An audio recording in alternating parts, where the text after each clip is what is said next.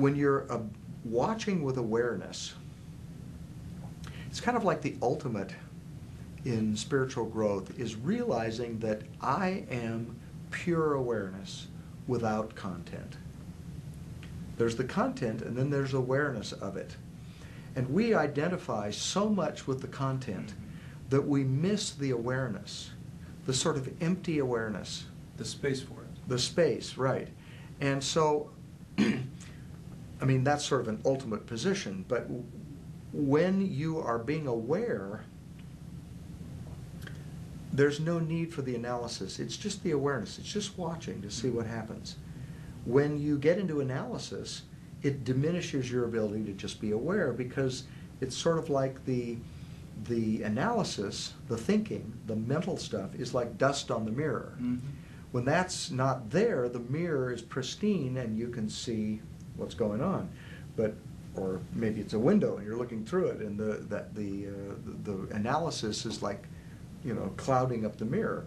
But when that's not there, the awareness can see right through, and as I said, there's a part of you that just knows how to figure out what to do. In those moments, before you go further, is there the role of acceptance? I mean, don't you think that plays a role? I do talk to people who say, well, so I watch it, so it's there, so what? You know, and I get the feeling that they're watching it from a standpoint, and I think I've done this myself, watching it, but with a certain degree of you know, distance and reticence to really engage it, to really be present to it. I haven't accepted it really as mine. You know, I almost take it to the degree of really so dissociating with what I'm feeling or what I'm thinking that it becomes very convenient for me to make it someone else's problem or something from the past, and it goes out of my range of control really at that point. Well, that's where this principle of responsibility as empowerment comes in, because when you're witnessing, you are, you know, if you're watching something inside of you, something that you're doing, something that you're thinking, something that you're feeling, you have to realize that you're generating that. And so you're not dissociated with it. You're watching yourself, you might say. But what I tell people is to watch it with curiosity. Not to necessarily try to distance yourself from it. Mm-hmm. Actually, what happens is that when you observe anything, you do gain distance from it. That's what I meant earlier when I said you go from being it Mm-hmm. to having it.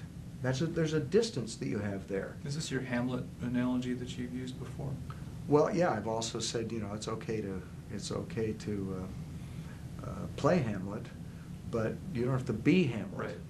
You know, I mean, if you were Hamlet in the play, I mean, everybody dies in the end, including you. Well, you spoiled it. Yeah, I'm sorry, I didn't mean to give away the ending. But if you really thought you were Hamlet, I was thinking of this in a bigger sense, which we'll get to in another principle.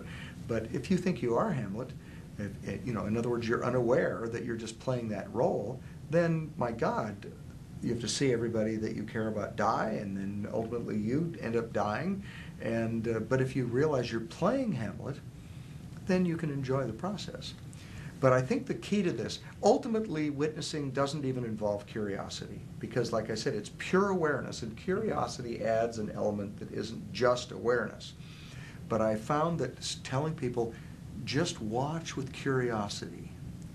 You know, watch wondering, what's happening? What's gonna, I gotta see what's going on here. That's why I said be like the scientist in the Amazon jungle that's been waiting for the butterfly, and now you see it and you're going, there it is, okay, I'm really going to pay attention. I'm really curious about that butterfly. So in this case, the butterfly is you and how you're creating your reality.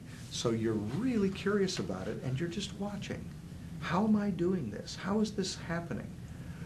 Somehow feeling really lousy is happening here. How I got to find out how I'm doing it. So there's a lot of people, you know, watching this. A few may be saying, okay, Bill, I'm watching, I've watched, now what? Is there something that comes in the wake of witnessing? Is there an outcome that you are supposed to be watching for? Well, it's sort of a catch-22 in a way, because if you have an agenda for what you want to happen, then you're not really watching. You're not really doing the witnessing. because you have an agenda. And the definition of witnessing is you're watching without an agenda, with curiosity. So that's important then, is that in order to witness effectively, it is an agenda-free process. Well, and and so if you're watching and you realize I do have an agenda, then watch yourself have an agenda. Mhm. Mm-hmm. And if you say to yourself, I shouldn't be having an agenda, then you back up. Then and watch yourself telling yourself that you shouldn't do something. Watch the process of you shoulding on yourself. Yeah. Whatever it is, just notice it. Just watch it. This is another thing too about this technique. I think that sometimes I see people learn about witnessing, hear about witnessing, and then they'll say, "Well, yesterday I tried it and it didn't work," or I can't do it. But and what does that mean? Work. Work means that there was something that was supposed to happen. Well, this is something that I think is one of those techniques. You use the analogy of you're a pilot, you fly a plane, and whenever you're flying your plane, you have a flight path that you're supposed to stay on, but you're never completely on. When you're driving a car, you don't just hold the wheel completely straight the whole time and go right down the middle of the road. You're always adjusting the wheel.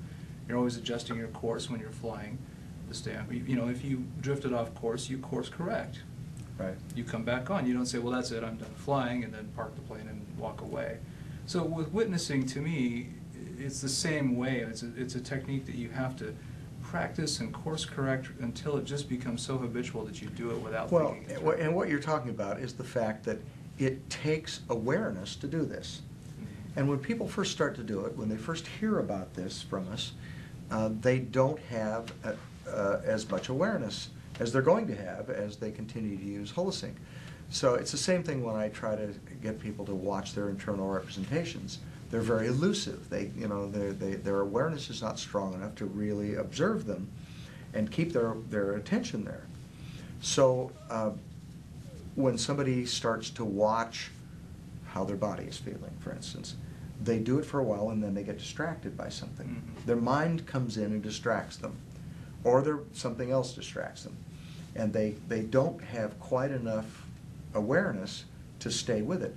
But that's just practice. I mean, at first when you're learning to play the piano, you don't quite have enough of whatever you need to play the piano to do it well either. But you come back the next day and you're a little better, and then a little better, and gradually you get better at it. So it's the sort of thing that you practice, and also you're observing something that you're only barely aware of. Mm-hmm. At first you're not aware of it. Then I ask you to look inside your head right now, and as I ask you about what you had for breakfast, what are you doing inside your head? Did you make a picture of breakfast, what you had for breakfast? And then the person's, see, if I just said to somebody, what do you have for breakfast? They would tell me what they had for breakfast, and they would be making a picture in their mind of it, but they probably don't notice that they're making it. Right. But if I draw their attention to it and they become aware of it, then they notice it. Sure.